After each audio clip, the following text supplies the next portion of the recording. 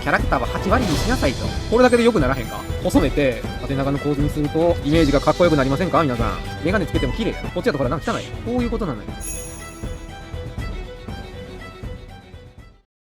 これね、もっと縦長でいい。今、これってすごい中途半端なのよ。かっこいいものは細長いって言ってたと思うね。長いものってかっこいいって、これ今、俺 A4 サイズでみんなのやつをやってんねんけど、みんな A4 サイズってさ、あんまり縦長っていう感じしなくない？そう。だからね、A4 サイズってあんまりかっこいいっていう風に向いてないのよ。だから今、俺これ細長くしたらさ、急にかっこよく見えたやろ。細長くしただけ。かっこよくやりたかったら、実は細長くしたらええのよ。ちょっとだけ。20% 細くすると、勝手にかっこよくイメージになるのよ。なんか急にかっこよくなったやろ。こうやるだけで。ほら。だから、モダレさんのイラストとか、縦長やったと思うねや。で、なおかつ、俺がツイッターとかに上げてたやつってかっこよかったと思うねやんか。特にルイルイのやつとかもそうやねんけど、あれ縦長にしてんねんな。あえて縦長にすることによって、セクシーさっていうのを実は比較情報として出してたのよ。例えばこのイラストとかもそうやねんけどさ。あ、これはあれだ。こう、縦長にすると、シュッとこう、もう、細く見えんのよ。視野も狭まるし、長く見えんのよ。ギュッと抑え込まれたようで長く見えんのよ。だから、よりセクシーに見えるし、足とかも長く見えんのよ。これだけでも変わるってことを覚えといてください。はい。次行きましょう。日光くんのこれも、俺前も言ったよ。ちゃんとキャラクターは8割にしなさいと。8割ぐらいやったら。ほら。これだけで良くならへんか？これだけで良くならんか？ちょっと、ええ感じに足見えてるから。これまだ投稿してない？もし投稿してないんやったら、これでもう一回ブラッシュアップしてみ。投稿しててもええわ。これでもっと頑張ってみ。多分な、1000いくと思うわ、これやったら。この縦長構図っていうのがどれだけセクシー、かっこいいっていうのに繋がるかわかるやろ、これ。今回日光くん、しっかりスイちゃんの顔は真似れてるから、この調子やん。うん。で、この筒みたいになってる腕とかも直して、てかこれちょっとしっかり直すか。これ添削で何回も持ってき。ちょっとこれ良くなるまで持ってこうか。やろう、これ。添削で何回も持ってきて。はい。ちょっと1000リツイートぐらい取ろうか。はい、これ。はい、エストレイヤ君これ。頭でかすぎ。頭でっかい。頭がでかい。はい、これぐらいやな。頭の大きさ。なんでこれ頭の大きさがでかいと判断したか。簡単な話よ。肩幅よ。肩幅。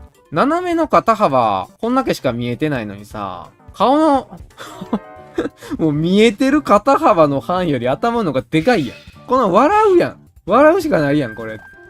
俺たちっていうのは物の大きさっていうのは、近くのものとか、その周囲であるものと比較して大きさってのを把握してるわけよ。で、顔の大きさとかやったら、一番何が近くにあんのかって言ったら、それは肩幅が一番わかりやすい。その肩幅に対して、皆さん普段頭身測るときに、どれぐらいですか？肩幅って。頭の大きさに対して肩幅ってどれぐらいですか？肩幅よりちっちゃいよね。だいたいポコポコって、顔の半分ぐらいが横にポコポコって出てるぐらいやろ？もうそれを計算したとしてももうほぼ同じ大きさにこれ今赤線でさ、やったらでかくなってるやんか。とんでもねえでかさな。だから、この頭の方がそれぐらいになってるやろ？これをほら持ってきたらまあ斜めに見えてるから仕方がないけど、これに収まるぐらいやったらちょうどいいやろ？さっきまでのやつやったら完全にもう出ていってるやんか。これぐらいに収まるぐらいやったらさ、斜めから見たらやっぱりちょっと余分に伸びてるじゃん。この分が伸びてるからさ。これぐらいがちょうどいいよね。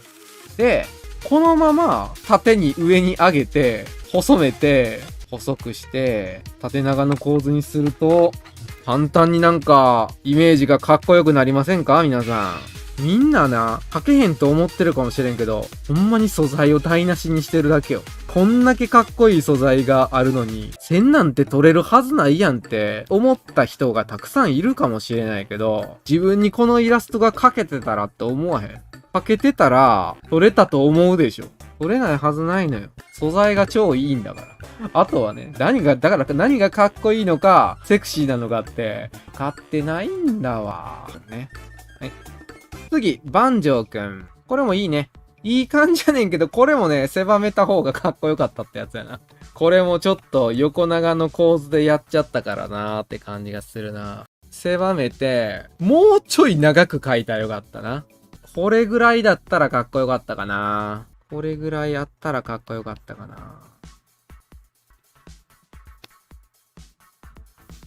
かっこよくなったでしょ。これなんでかっていうとな、ようやってしまってんのが、この四隅を埋めすぎなのよ。